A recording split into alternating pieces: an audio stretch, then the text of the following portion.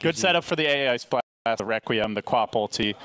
Getting this. Let's go bottom lane. Let's try and take the fight to S4, but S4 holding his ground for now. There is a fissure available, and that's going to cause S4 problems. He gets gushed as well. Ohio saying we can get this kill, and that fissure blocks off the ramp. S4's trapped. Ray's leveled up by catching him as well, and S4's going to go to the knife. Should not be able to get it. Oh, Roche doesn't hit S4. It's hitting the tide. S4's like, why? Oh, the clap!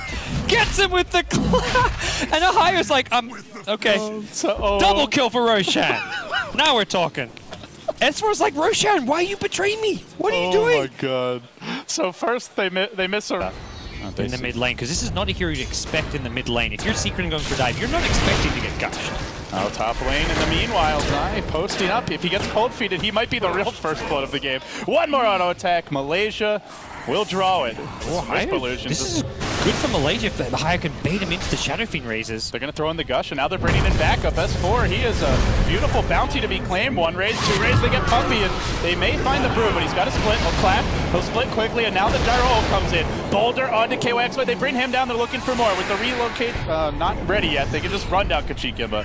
Thought he might have gotten close to 6 there, but doesn't quite have it yet. Doesn't need it either. Good rotations from Secret, and that's one of those big problems where Queen of Pain went for 2 points in Shadow Strike. Well, I guess if he had 3 in a laning stage, and the plan from here is going to be start leveling up Black for the farm efficiency. Mid lane. There's the fissure, the Ice Blast you mentioned, enough to secure the kill. So hook in onto the Tidehunter. Bit of an engagement coming here as Ohio doesn't have the Ravage just yet. Good move by Zai, finds himself a solo kill, and may set up here for a push on mid. Yeah, that's a nice play, because Secret was struggling so much to find kills off of S4's Blink Dagger. 2 missed Blink kills in a row, not even missed, but 2 Blinks in a row that didn't amount to much. S4 mid, forced to Brew split defensively. May help them take the tower. Okay, yeah, it'll help them take the tower, but again, you'd love to find kills off of this.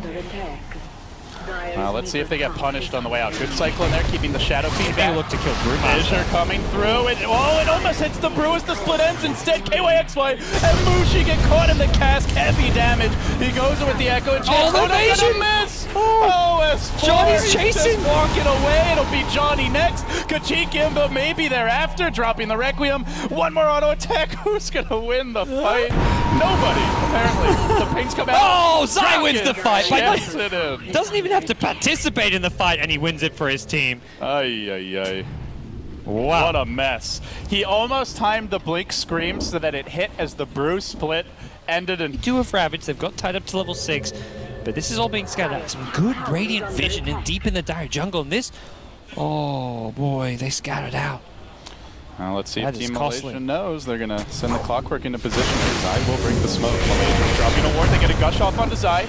Now looking to retreat. Chilling Touch comes out, and with the Ice Blast, they almost get him. He tries to hook his way to safety. No, he saw the smoke. I guess he was really like expecting them to head towards mid, I think? I don't know. Zai did not need to be there. Relocate bottom after the Queen of Pain blink. KYXY. Oh, it's only Kuro though. Doesn't have any backup. There's 5 seconds. Turns with the ult. Not enough with the overcharge coming through. KYXY. Mandem going down. They just need a crit. No, the clap will do it anyway.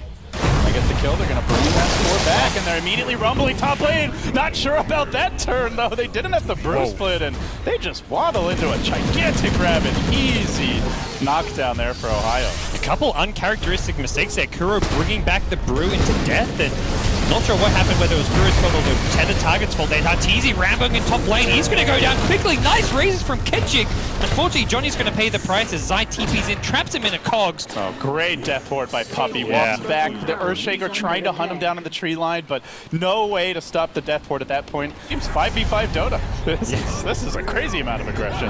Now they go in. They've got the Brew split ready. S4. Blink, clap, initiation. Kachikimba, no mech yet. He's really struggled to complete this. I think it's even coming on the Courier now, but into the trees he goes. The Courier man to falling as well. Boulder toss.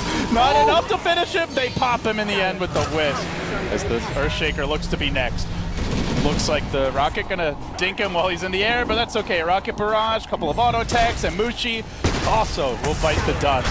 Every time there's a big ult up, a Ravage or a Brew split, it's just... And for Malaysia, can they deal with this?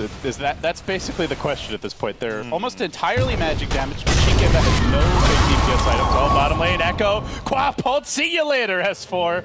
Says Mushin to defend it. Maybe a little scared about some potential smoke play from Malaysia. Zai will walk around in vision of two supports. He hooks in onto Mushi. The relocate comes in and the rest of the gang soon to join them. Fissure can't get it off just yet. Now the clap will end one. Mushi should be next. Artur able to bring him down. It's a 2-0. Secret coming out way on top there.